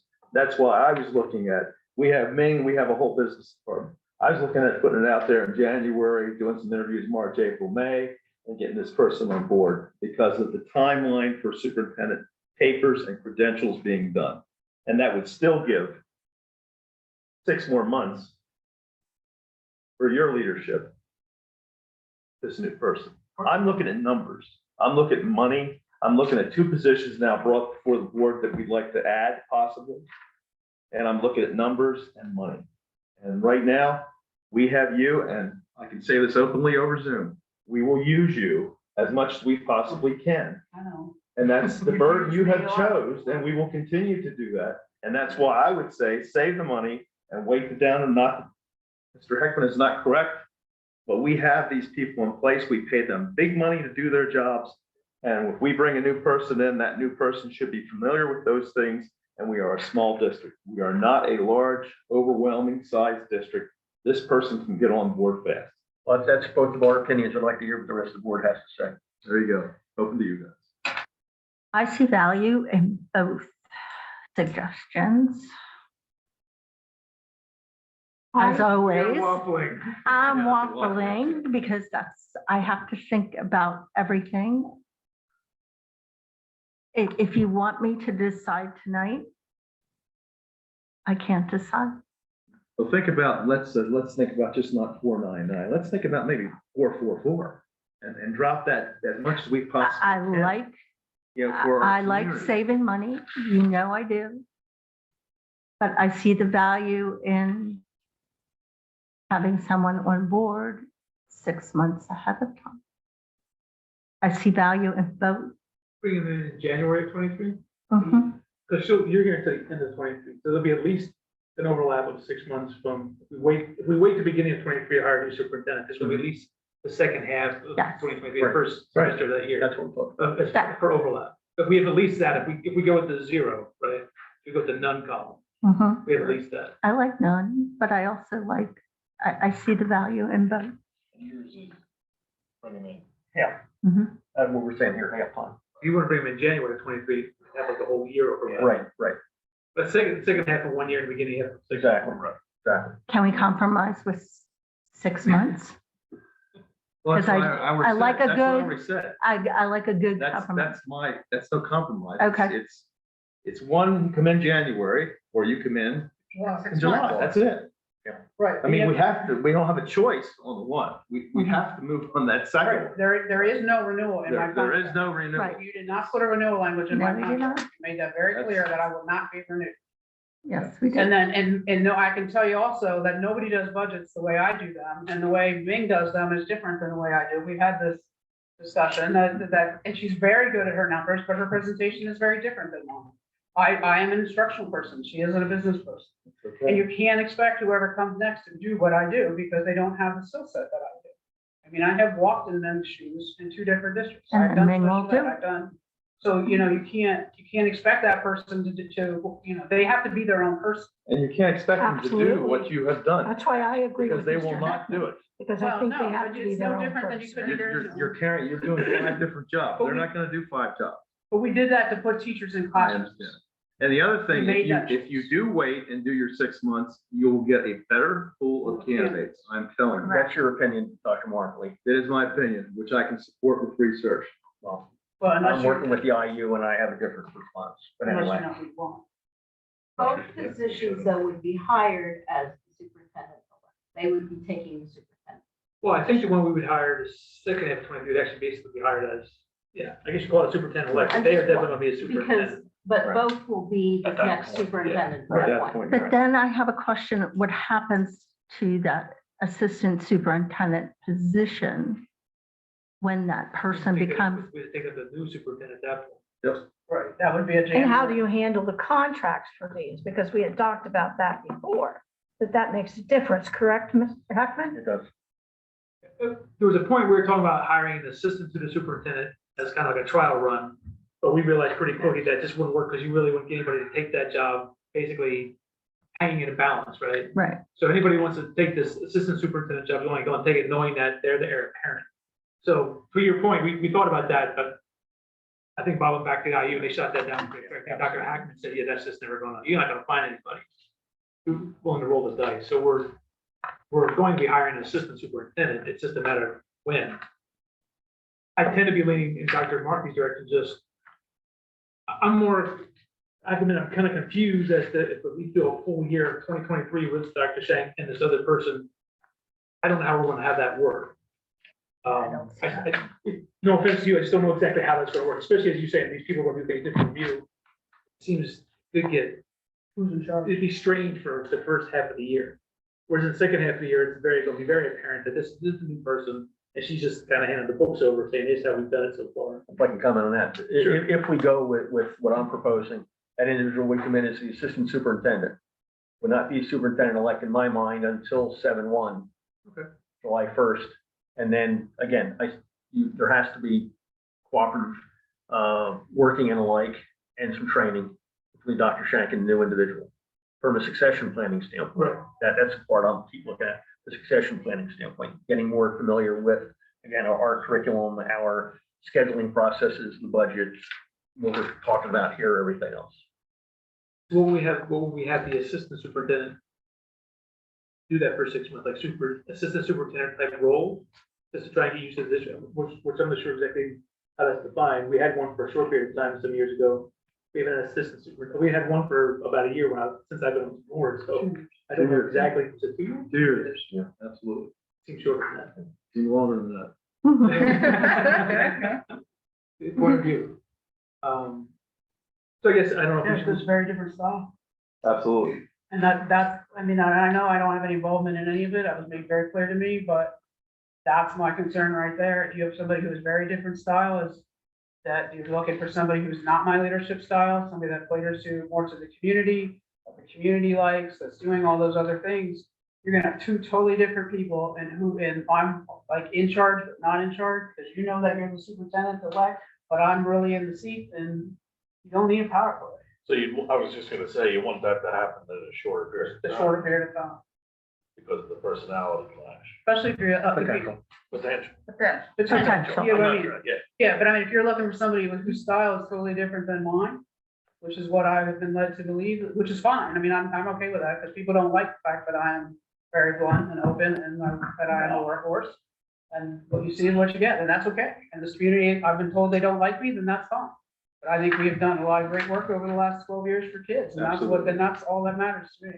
That's right. Made a lot of mistakes, and I'll own them every day that I've been here, and I'll own them till. You're not doing any work if you don't make mistakes. Well, I know, but I'm just saying, like, the last thing you want is, and I can tell you, I will not do well working with the good old. And that's, I refer them in my old age.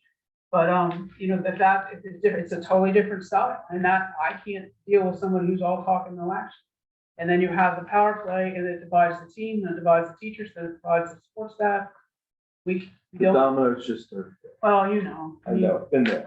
And You saw it in the 2 years. I saw it. if you're looking for somebody to be a good superintendent, they're naturally gonna be a leader, and there's naturally gonna be that clash. You know, you're not gonna get a good superintendent who isn't willing to step up and lead. So I think, you know, I'm kind of to the point where let's make it a shorter period as opposed to a longer period, because I don't want somebody who's gonna sit back, not lead when they start. And you're right, Nancy. And the thing about a good superintendent will respect the tenure of the previous superintendent and show that respect where necessary and take a step back, but observe what she's doing. That's a good person coming in to take over. And then in a closed door, it goes up to Tracy and says, look, I noticed this dynamic. Let me hear what you have to say about that. This is what I perceive.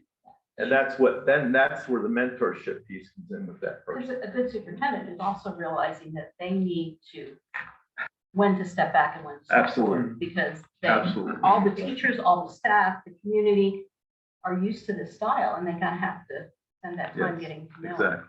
Because I'm hoping trusting we're hiring a strong superintendent that doesn't need a lot of training. Strong. There you have it.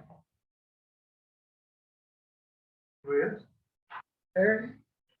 Back in. Well, I mean, I listened to this and I see Mr. Heckman's point of view, but I also see the conflict. And listening to you, Dr. Shank, I think that if it's going to be difficult for you, that's really not fair either. So I lean toward the shorter time, because if there's a hassle or that you shouldn't have to be put through that, not after what you have given to the school district. And may not have always agreed and everything, but I do respect that. So I would have to probably go with the shorter amount of time. Agree. That's fine. Resignation clause in the, What is it? what's the resignation clause? Mine? I have to resign by October 10th, or they can terminate me within 10 days. 23, October 1st of 23, or they can terminate me within 10 days. So that means if you have someone in July, you'd be gone by October? No, I would have to turn my resignation in for resigning no later than December 31st. And what's keeping you here and not taking a superintendent? Kindness of her heart. That- The kindness of her heart. Yeah, but are we all taking that for granted by not discussing? In some sort of way, we are, yes. I want to make sure everybody hears that. No, I think everybody here knows that that's potential, but Yeah. we can't plan for that, especially with her sitting in the room right here, so. But no, it's a very good point. And Mrs. Croyle, Oh, sure. I would say this to you. I've seen this young lady Young lady. for a long, long time. And administrators, and this is opinion, administrators like myself, Dr. Shank, others who spent over a decade would have never left in this situation, because we loved the positions we were in.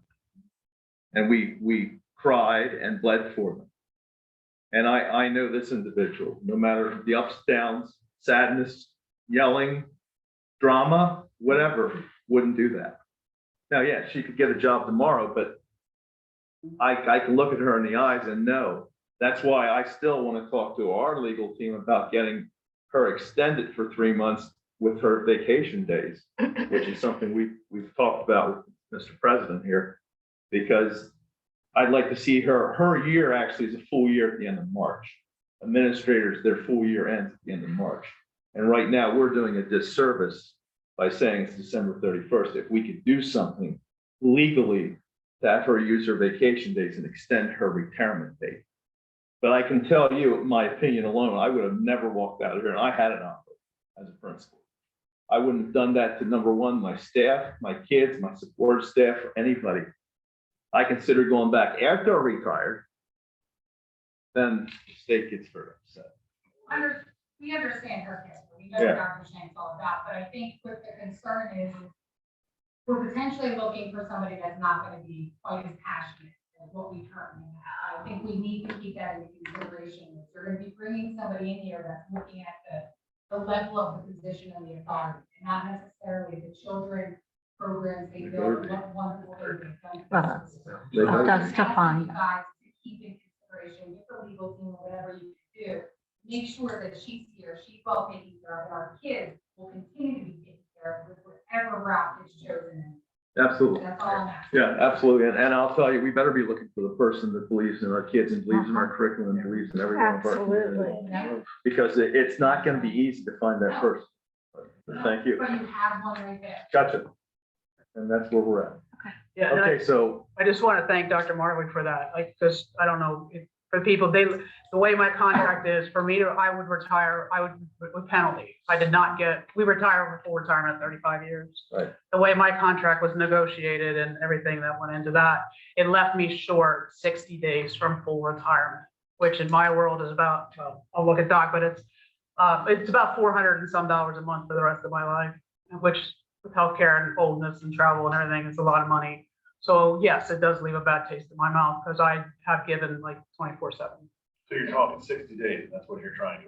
And that's what I got cheated You're out of. trying to negotiate some kind of extension. I just suggested it because it's important because that's, And I just want to thank him for I that. just didn't want to slap somebody going out the door. Well, you can And- anyway. No, I wouldn't do that.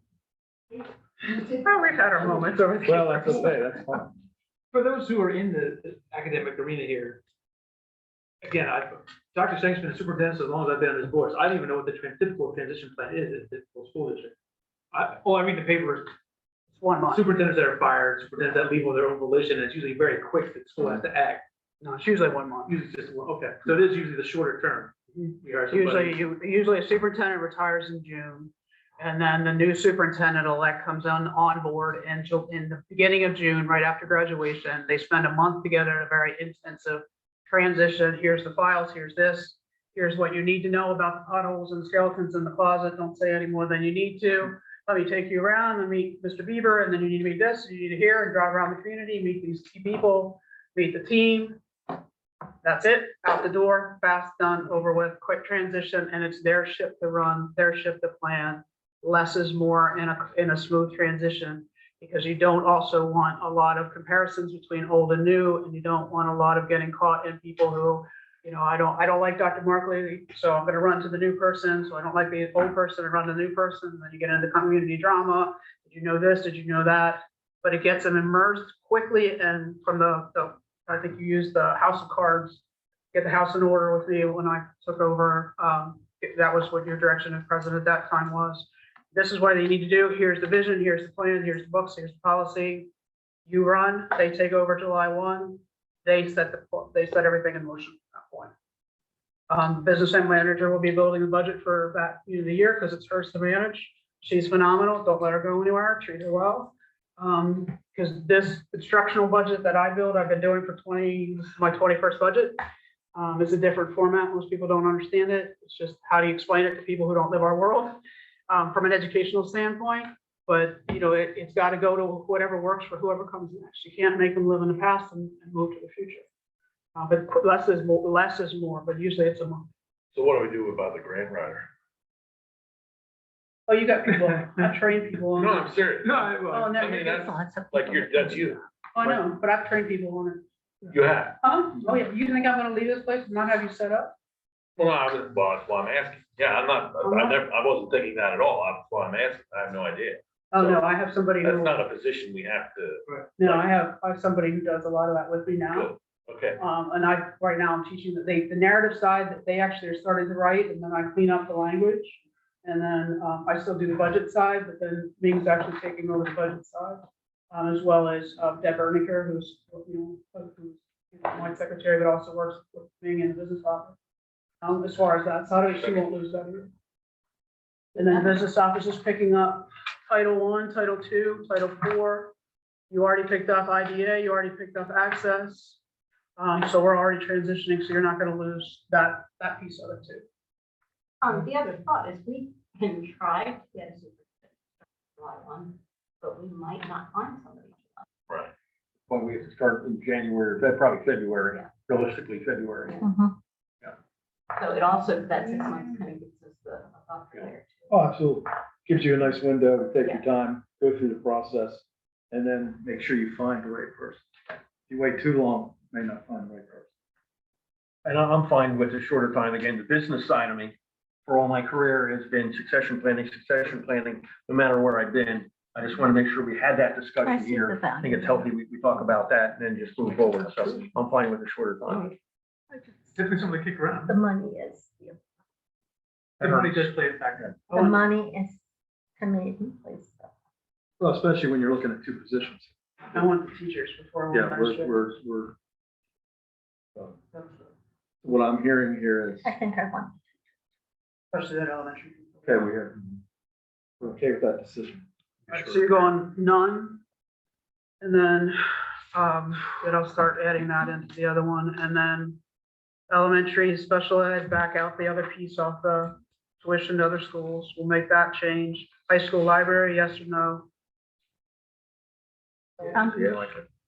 I'm good. I'll hold on that one for this point. I won't say yes or no. I'll hold on it. I'll Okay. go with the other position you talked about, but I will not say no, but I will not say yes right now. That's more Okay? time.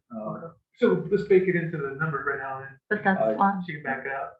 Yeah, we don't expect, HRPR, I will. Yes, yes. yes. Yeah, HR person. Again, that's. That's everybody- we're just that adding. difference in money, correct? Yeah, because I've already I will else. say- Oh, yeah, that's, I'll say- you already have that. I'll say- Sort of. Just trying to give us more I'll think about Are that. we voting on this now, or are we going No, to we're vote just- on no, this we're in just- another it's time? just- Okay. Oh, okay. So what we do for next week's, or next month's meeting, which is the April meeting, is we take this sheet and then we make all of these changes, and then she goes and does her magic in CSIU because they round differently. And then we tie it all out. So at the end of the day, you will see the we're recommending 499 mils. So we will build that into your millage, and then you'll see it balanced out with your fund balance usage to balance it. Hopefully by then we'll have a little more direction on the governor's budget if they ever get moving in Harrisburg. We'll still continue to look at some of the other cyber schools, some of the other projection numbers that do fluctuate through the end of the year. We will take out all of the other numbers. We'll take out any other movement so that this will be up to date. This and this, you won't get this again. You'll just have this. Can you bring some color back, please? You told me you didn't want color, so I gave you black and white. Nobody was confused. Oh, Mrs. Zakin and I think Miss Perry and Mrs. Jackson. Color. Who wanted color, Alright. so Yeah. I gave We you color. enjoy I the didn't want color. color, so I didn't. But I bring it up and let, you know, And we when I will saw save it. money on non-color, right? All right. That's what Min said, no color, save money. Dr. Shank, where are you with the 5-year projection? What 5-year projections? We talked about that. Oh, yeah, I have the budget projections, but right now I can't release them because I have the teacher contract numbers in it. We start negotiating next month, almost done. So So that won't help me. I can give them to you, but not publicly. I don't want to play our hand right now. Okay.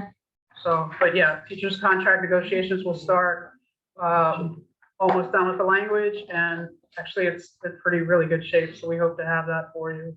I have that one, I have the RFP for legal, those are coming in, and I have the RFP for our transportation contract going up. And then Ming will work on the financial advisor piece. That's kind of her wheelhouse, I'll let her do that one. So we'll have all of those for you.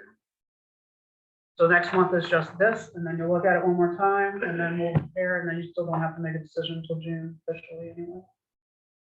That way, but the position Yeah. pieces will just start moving on, you know. And thank you for the work you've done, and thank you for the work you've done. She's Appreciate amazing. She's amazing. Had tremendous help last week, and thank you for letting me out of the board meeting, because I don't think I could have been here. Appreciate that understanding on that. We'll regroup on the 20th. Ready to go. Questions in the back? You good? And thank you for your Thank you, comments, Mrs. because Osterly. it helped, it's making me think. Okay, which is, That's all I wanted to do. that's, okay. Maria, Yeah, the 60 days. So what can be done about that? good question. I would ask our board president, see if we can contact. Yeah, talk to legal and see if there's an option there. I would appreciate it, and I think it's fair to do. Yep. So if we could get information on that. Sure. Okay. Old business, new business, had enough? And Thank you for coming. Enjoy yourselves, and we'll see you when